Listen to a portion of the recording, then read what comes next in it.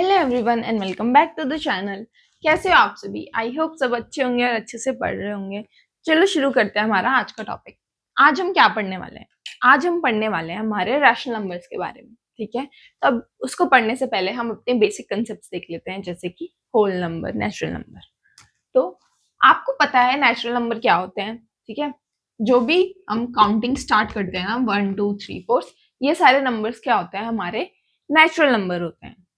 है, ये सब क्या है? हमारे नेचुरल नंबर्स है। ओके, अब नेचुरल नंबर्स के बाद आते हैं आपके होल नंबर्स। अब होल नंबर क्या होते हैं? सारे नेचुरल नंबर्स प्लस जीरो। ठीक है, ये कंटिन्यू होता जाएगा। अब होल नंबर क्या होंगे? ये सारे नेचुरल नंबर और क्या?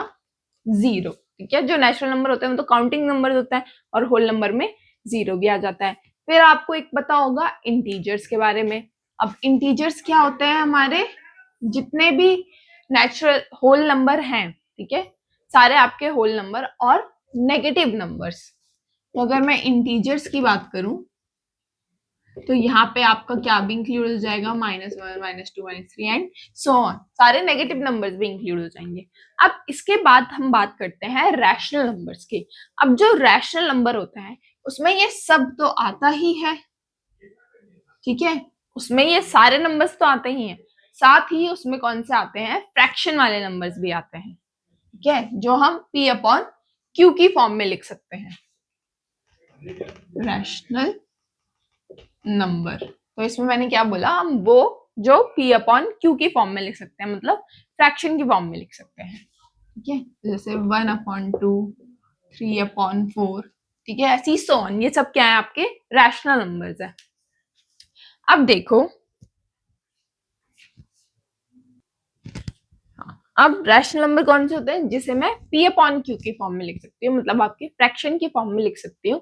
और हमारा डिनोमिनेटर क्या नहीं होना चाहिए? जीरो के बराबर नहीं होना चाहिए। ठीक है, डिनोमिनेटर नीचे वाला, न्यूमरेटर ऊपर वाला।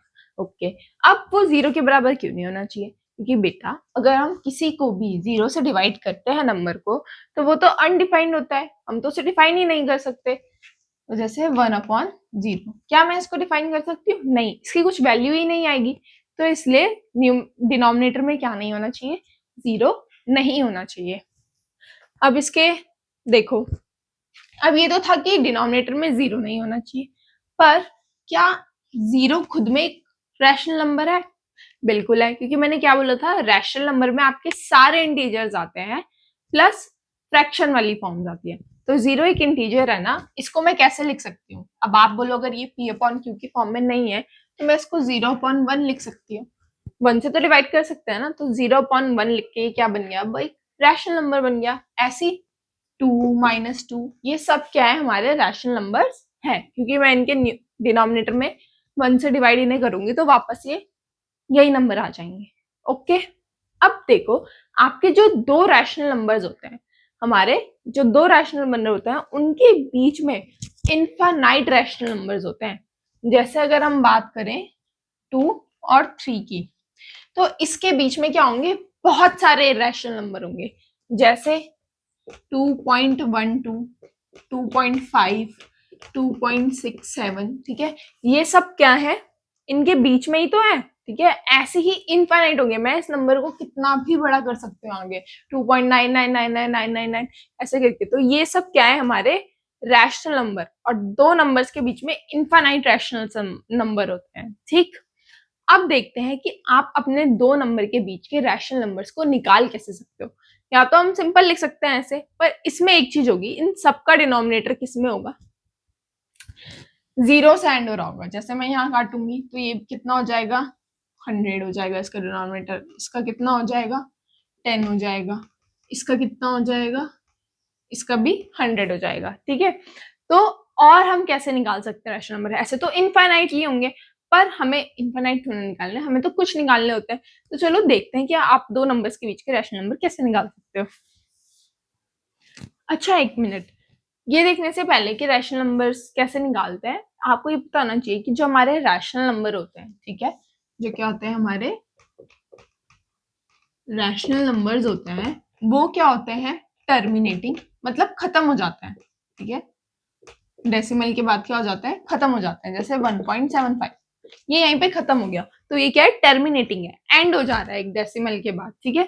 तो रैशनल नंबर हमारे या तो क्या होंगे, टर्मिनेटिंग होंगे कि खत्म हो जाएंगे, या फिर नॉन टर्मिनेटिंग होंगे। अगर वो क्या होंगे, नॉन टर्मिनेटिंग मतलब खत्म नहीं हो रहे हैं, तो उसमें एक चीज होगी कि वो रिपीट हो रहे होंगे, ठीक है, नॉन टर्मिनेटिंग और रिपीटिंग। जैसे यहाँ पे 1.75 पे खत्म हो गया था, बट अगर नंबर है 1.762, फिर दोबारा से 762 762 ऐसे ही चलता जा रहा है ये, तो ये क्या है, आपका रैशनल नंबर है। क्यों, ये खत्म तो नहीं हो रहा, पर क्या हो रहा है, रिपीट हो रहा है ना, ये 762 क्या हो रहा है, बार बार रिपीट हो रहा है।